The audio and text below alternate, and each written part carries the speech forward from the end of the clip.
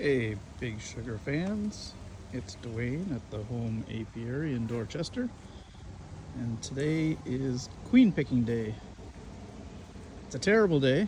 It's been raining on and off, but you gotta do it when you have, well, when the queen calendar tells you have to do it. So there's the first pallet.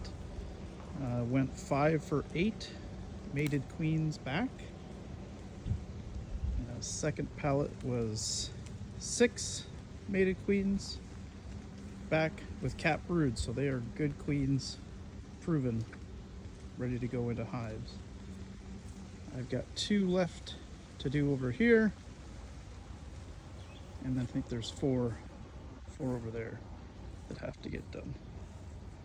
Mind the junk, it's very junky back here. So I thought I would just do a quick video, try and do it one-handed, to show you what's going on here. So this is a mini mating nuke.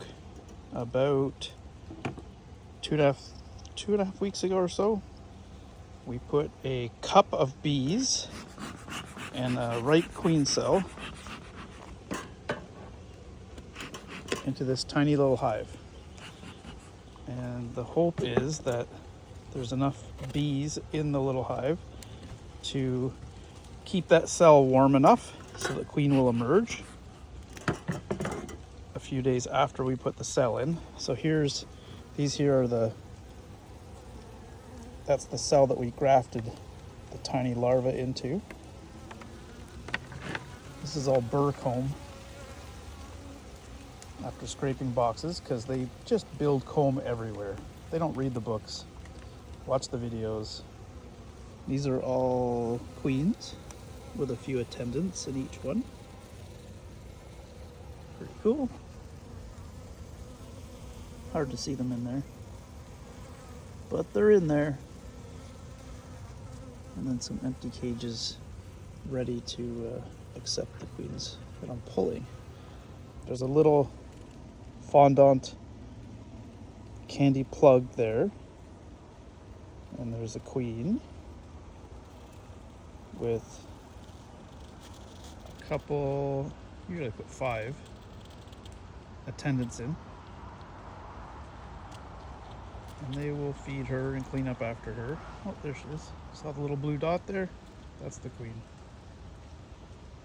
But they'll take care of her, and the fondant is actually their food source. So you can keep these in the cage for a nice dark place in your house with a little drop of water twice a day. I don't know what the rules are, but I've kept them for up to a week without any problem. But what we're going to do is we're going to put them into these nukes here. So we built these nukes about 2 weeks ago. There's nukes everywhere back here.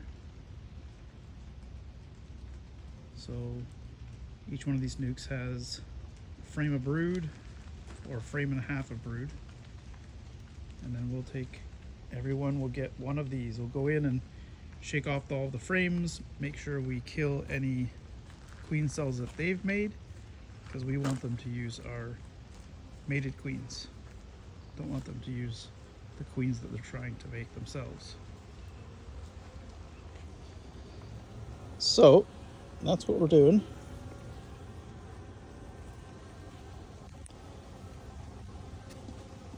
So this is the next one in line. So there we go. You always got to check the lid. I found one so far in the lid, and that's like a birthday present when they're on the lid. I found 2 queens so far that actually drowned in this little reservoir. This is sugar syrup. Again, you got to give them food because they're all young bees inside. They don't forage. They don't really want to forage, so you have to give them what they need to get going. So that's sugar syrup. And I've lost 2 queens into the sugar syrup. Apparently that's just the way it goes. So right here is the queen cell, what's left of it. They will have chewed it all up by now. Yep. So that's empty, and they've pulled the wax off of it.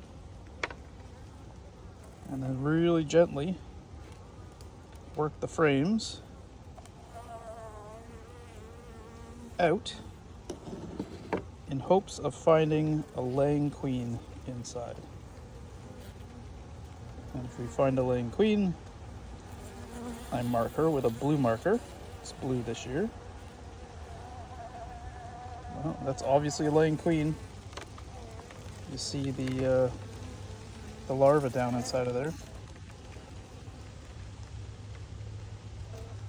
There you go. Oh, eggs too. Well, a couple eggs in those ones. That happens with new queens. A lot of times when they're brand new, they're still figuring it out. So more than one egg will be in a cell.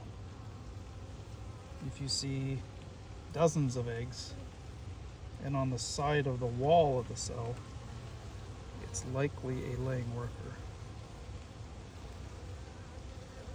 So I'm just looking through the camera lens here and I don't see her, but let me tell you, these Buckfast genetic queens are all tiger stripe and they are hide and seek champions. I've had to shake more than a few into pro nukes to try and find them. I've found more often than not they're running around on the bottom or the outside of the box. And as I pull the frame up, I'm actually looking at the next frame. I don't even look at the one that's in my hand, and there she is, right there. See her? Lost her. There she is. And the way she moves in the colony is a way to kind of pinpoint where she's at. She's like the boss. She just pushes her way like a bulldozer through everybody. So her movement is a major factor in finding her. The way she moves. The last one I pulled, maybe it's because it's pouring rain. It's pouring rain and she's running. She's just running. There you go. So I can't really call them Buckfast because they were Buckfast, but they've been open mated. So they're not 100% Buckfast. But by the color combination, I call them Buckfast. People often ask, what are the best queens? What are the best queens? The best queens are the ones that are alive in your box. That's the best queen. And young queens are also the best. If you can replace your queens every couple years, mister. Again, I don't know if there's any hard and fast rule, but young queens are an important part of beekeeping. I'm not having much luck one-handed here catching her.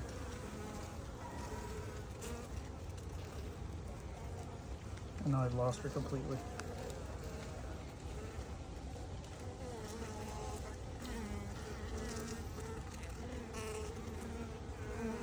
She is running. Just running. Okay, I'm gonna turn this video off. Okay, we're back. So there she is. Also a track star. She did not make anything easy. So, put the camera down. And I've got her pinched. The front legs are pinched. And then what I'll do is just put a little blue dot. Oh my god, that's so hard in the camera.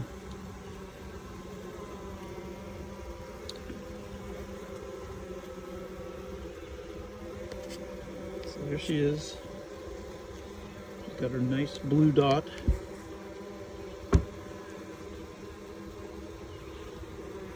That's a little better. So we let her sit for a minute or two to dry, for that dot to dry. Then we're going to put her in this cage. You can actually back her into the cage. You can get her abdomen inside.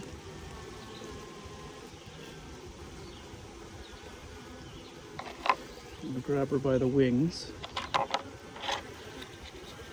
and put her head first.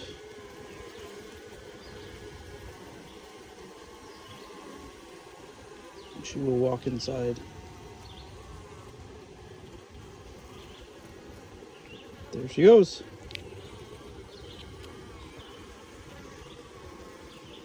That is catching and caging a queen.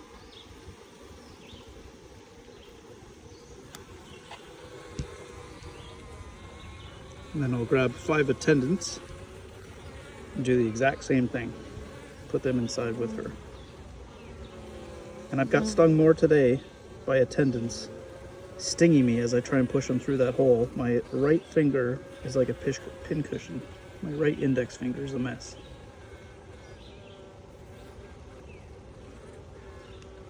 But that's it. So that's the end of the process.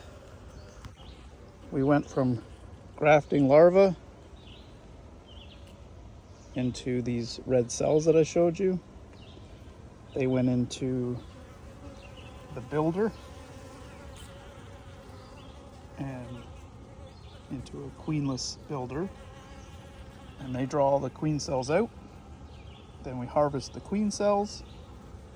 They go in these little mating nukes, and 2 to 3 weeks later, Bob's your uncle, and you've got a mated queen. We need about 20 for all the nukes we have here, and then we'll have a few available for sale this week. And then if you want, the process starts all over again. We have another